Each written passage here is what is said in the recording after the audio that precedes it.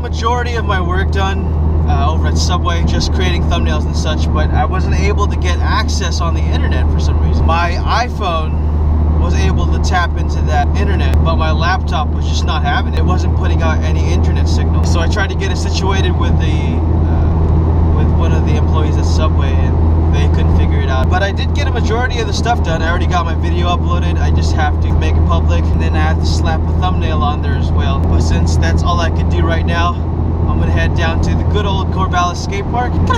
It truly sucks not having a phone in this day and age.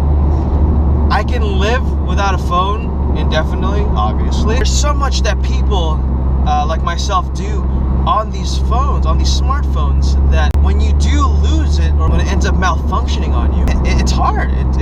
You know, for me now, I'm having to rely on my instincts, you know, with directions, depending on coffee shops and things for internet. Since my place has no longer has internet because I'm in the process of moving, I'm having to rely on different places just to upload my videos and make thumbnails and all the internet stuff that goes along with YouTube. The reason why I don't have my phone on me is because my phone's battery, somehow the wire that connects the battery to the phone, which is internal, you can't mess with it, it had separated. I fix iPhones on the side as like my little side hobby. At one point I was turning on my phone, and then all of a sudden I couldn't turn it on anymore, and so I plugged it in. The Apple logo would come up. It would just keep coming up. It would turn off and then come up again, turn off, come up again.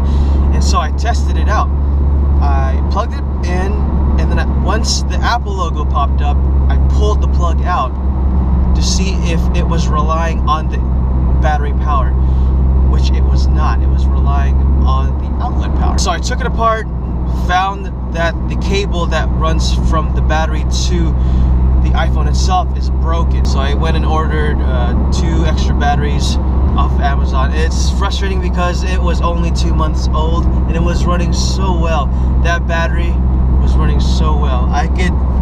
That battery lasts me on heavy use almost 2 days. I now understand why people say a phone is very addicting. I want to bring up a subject. It's interesting that the more things you acquire in life, phones, skateboards, cars, other toys, computers, all these things, the more life becomes complicated. Have you guys noticed that? Like, granted, you know, some of the younger viewers may not understand this because they're in that process of expanding into growing. You know, they're still exploring the world. They're still trying to figure themselves out. I'm still trying to figure myself out. It seems like you just have to keep up with all this gadgetry and all this stuff. Clothes, like it literally clouds your mind of its natural functions. We have surpassed thinking about survival because we've secured ourselves with the homes that we've built around us. Now that survival has been fulfilled, one of the paramount questions that we have in life now are like, who are we? Where are we from? What are we doing here? You know, which a lot of people have been questioning nowadays. In the process of moving, I have tons of crap, and when you're living in if you're living in a big house, all one level, tons of stuff, you start accumulating.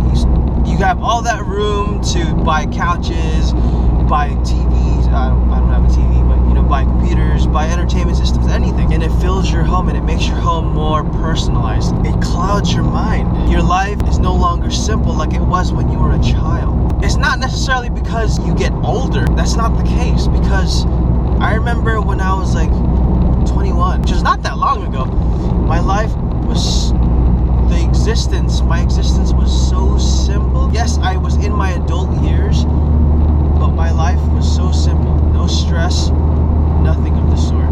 Now I have children. Granted, my children are the best thing that ever happened. Children, more stuff, a big house, trampolines, bills, car payments, all these things. You start to lose track of what's really important in life, which is joy, love, happiness, communication, communion, connection. And now that I'm purging my surroundings, in essence myself, of all of this I'm having to deal with, it drew me back to the moment where I feel at peace. I remember how vivid it was to live under those conditions, meaning under minimalistic conditions. That's where I've always thrived. That's where I've always grew as a human being. And that's where I feel most success. That's where I feel most love. Because I'm able to share my thoughts, to express myself more freely when I have a clear mind, when I'm at peace. I know a lot of you guys are going through it, and it's hard to let go. Relationships, acquired items, emotional attachments, all these little things that go in your mind. You get caught up in it, man. It may feel like it's serving a purpose in your life, but it's not. It's only making you crazy. It makes me crazy.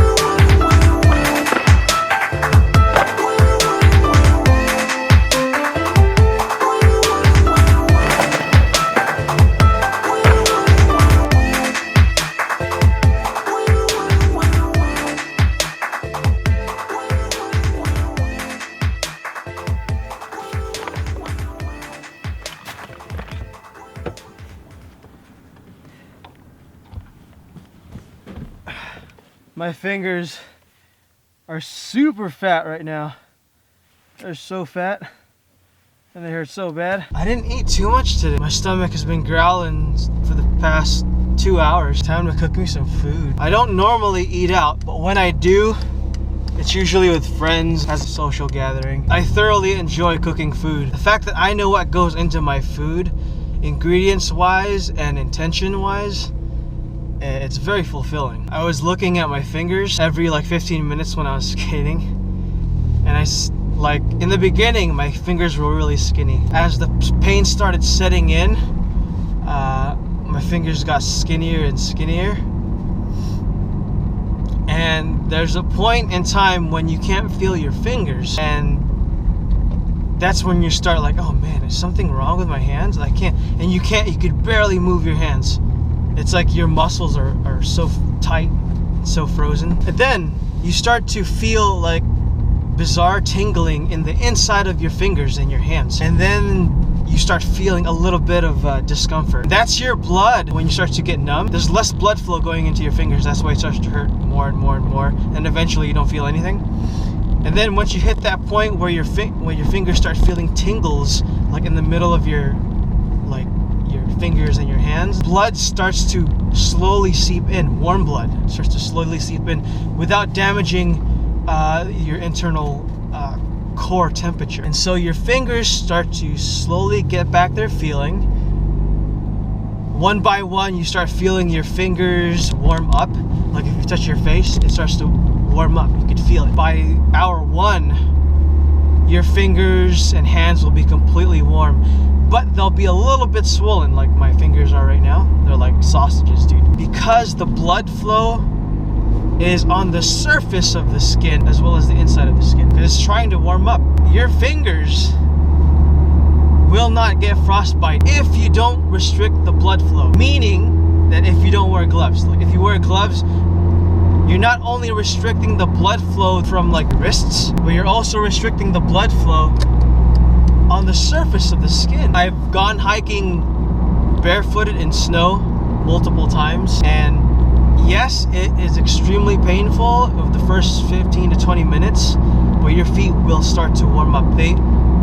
It gets so warm that it feels like you're just like walking on grass. The next time it snows, I'm gonna take you guys on a hike with me. I'm just gonna walk back and forth from like my house all the way to this school, and then back to my house, and then all the way to this school.